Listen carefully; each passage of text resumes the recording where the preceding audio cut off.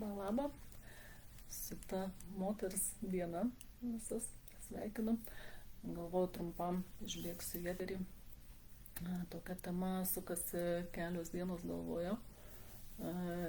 Ta proga gal ne tai, kad moters dienos proga. Aš jos realiai nešvenčiu, neminiu ir nereikalauju nei ten gilių ir kažko tiesiog kiekvieną dieną svarbu jaustis ir žinoti, kas esi, kuo nesi, kokias turi savo ribas, kur jos yra ir taip toliau. Tai aš manau, kad toks, paminėjimas jisai yra ok, bet svarbu kiekvieną dieną būti tame. Bet šiandien aš norėjau pakalbėti apie iliuzijas. Nežinau, gal kažkiek esu jau kalbėjus apie tas iliuzijas, bet šiandien ypatingai galvoju, nes iliuzijos labai svarbus momentas, akcentas gyvenime, kelyje. Ir jis labai nukreipia nuo to kelio, labai nuvilioja į pagriovius, pakrūmes kažkur. Ir tada mes nebesuprantam, kas gyvenime vyksta. Iliuzijos trukdo materializavimuisi tų dalykų, kurių mes norim, trukdo ateiti tiems dalykams, žmonėms, įvykiams, kurie mums yra reikalingi. Nes tiesiog per tas iliuzijas tai tas pats, kaip matytum per kažkokį sublurintą vaizdą. Nei tu gerai matai, nei tavęs gerai mato. Iliuzijos, jos yra toks dalykas, kad iš vienos pusės jos yra tam tikra prasme iki tam tikro lygio kaip ir reikalingos, kaip saugiklis. Nes žmogus, jeigu jisai nepasiruošęs matyti realybę tokią, kokia jinai yra, jam gali stogas nuvažiuoti, jeigu taip staiga visos iliuzijos nukris ir jisai pamatys tą realybę. Tai iliuzijos toks kaip ir savisaugos mechanizmas, kaip kažkokie šarvai, paminkštinimai, kurie tarsi amortizuoja tą skaudžią realybę, baisią realybę, nuo kurios mes bėgam ir panašiai. Sakykime, iliuzijos padeda moteriai, kuri kenčia, sakykime, santuokoje su smurtiniu vyru ar panašiai. Ir jinai įtikinėja save, kad viskas gerai, kad čia turbūt taip yra normalu, kad, o tik visi taip gyvena. Galbūt matė tokį pavyzdį iš vaikystės. Jis save tom iliuzijom įtikinėja, pateisina vyrą, jo elgesį. Vien todėl tas iliuzijas susikuria, kad realiai jinai yra dar nepasiruošusi žengti žingsnio ir išeiti iš tos santuokos, išeiti iš tos situacijos, pasirinkti kitą kažkokį savo sprendimų kelią ir jinai save taip saugo tarsi. Bet mes jau jaučiam ir suprantam, ar ne, ką reiškia tai moteriai būti tose iliuzijose, kad tai yra toks savinaikos tas kelias. Ir norint iš to išeiti, reikia vis tik norėti matyti tiesą. Ir aš pati atsimenu, kai aš susidūriau realiai savo gyvenime su tų iliuzijų praradimu, kai skiepijau pirmą savo sūnų ir pasitikėjau mediciną, daktarais, kai galvojau, kad čia visi vis tiek kažkaip dėl mūsų viską daro ir tik gero nori, nieks čia blogo negali palinkėti ir norėti ir taip toliau, tai kaipgi gali nepasitikėti. Aišku, čia buvo prieš 16 metų.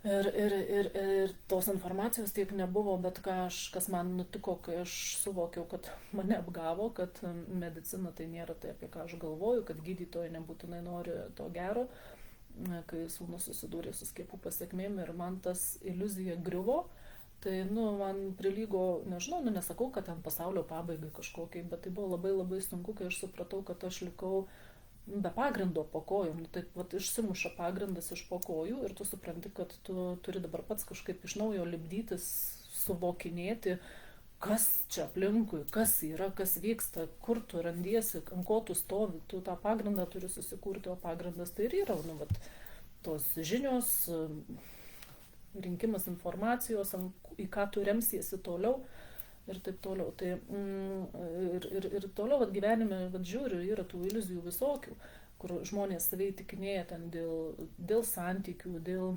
darbo, kuris nepatinka, dėl to pačio gyvenimo kokybės, kad atrodo, viskas gerai. Ir tas noras pamatyti tiesą, tam reikia drąsos, stuburo, valios, tokio tvirto noro, supratimo, sąmoningumo, suvokimo, kad aš išreikščiau ketinimą matyti tiesą ir tik tiesą. Galiu pasakyti, kad prašau ar pašalinu visas iliuzijas, kurios yra mano gyvenimo kelyje, kurios yra mano santykiuose su kitais žmonėmis, kurios yra mano požiūryje į pasaulį. Išsakyti tą ketinimą, pašalinti iliuzijas ir matyti norą, matyti tiesą. Aš noriu matyti tiesą, noriu suvokti, kaip yra. Aišku, tai gali būti baisu ir sunku, nes gali pasirodyti, kad tas vyras, su kuriuo gyvenu, nėra toks, kaip aš apie jį galvojau, kad mano gyvenimas nėra toks, kaip aš jį įsivaizdavau, ta realybė tokia jinai gali užgriūti.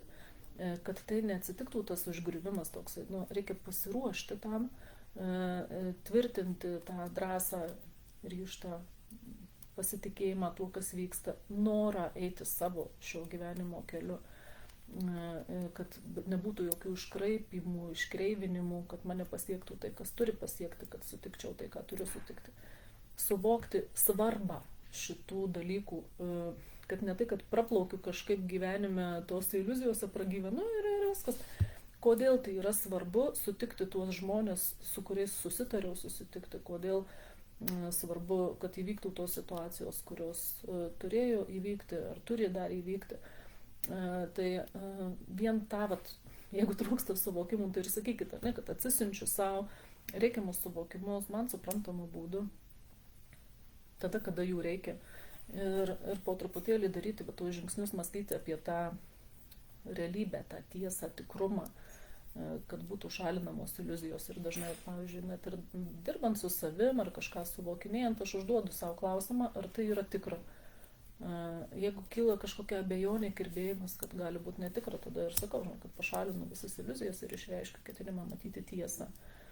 Ta tiesa ne visada gali džiuginti, bet to ką padarysi, tai nesam maži vaikai, su to galim susidoroti ir žiūrėti, o ką galima padaryti, kad būtų daugiau tos tiesos mano gyvenime. Galite taip pat pasitikrinti, užduodant savo klausimą, pavyzdžiui, kiek aš matau tiesos savo gyvenime, kiek procentų. Kiek procentų mano gyvenime yra iliuzijų, o kiek procentų yra tiesos. Koks pirmas skaičius šauna, kaip svarstyklės atrodo, kur, ar maždaug to lygio, ar jau tos tiesos daug suvokia. Ta tiesa, gal ne tai, kad tiesos, tiesa kiekvienam asmeninė, bet tos realybės, kaip yra iš tiesų. Pabandykit to tikrumo tiesos daugiau įsileisti į savo santykius, į savo suvokimus, į savo darbus ir neišsigaskit. Ta prasme, jeigu matysit, kad tos tiesos nėra daug, daugiau iliuzijų, tai okei. Mes turim prieigą prie savo esybės, turim ryšio kanalą, prasivalom, prasiplečiam ir atsisiunčiam visą reikiamą informaciją, energijas, žinias, visko, ko mums reikia, kad ta informacija, kad žinotume, o ką dabar daryti su tuo. Sakykime, pamatom, kad darbas, kurį dirbu, ar ne, yra iliuzinis kažkoks, jisai aš save apgaudinėju, kad man jis patinka, iš tikrųjų nepatinka. Iš tikrųjų man jo net nereikia dirbti, nes aš nieko, jokios vertės nesukuriu. Tai ne pagal mano planą, ar ne. Tai, o ką daryti? Reikia ieškoti, dairytis, kas aplinkui vyksta, kas ką šneka, ką siūlo, kaip aš žiūriu į pasaulį, atvirai, uždarai, ką aš galvoju apie žmonės, kurie ateina į mano gyvenimą, ar aš jais pasitikiu. Viskas vis tiek pasaulyje paremta ant tos meilės, gerumo, pasitikėjimo. Jeigu turim blogų patirčių, kad kažkas išdavė, tai nebūtina visą gyvenimą tą patirtim ir remtis. Galima tiesiog suvokti, kodėl tai įvyko, pradirbti tą situaciją ir eiti toliau. Next step. Tai gero vakaro, gero savaitgalio, suvokinėjant apie realybę, tikrovę, tiesą ir iliuzijas. Ate.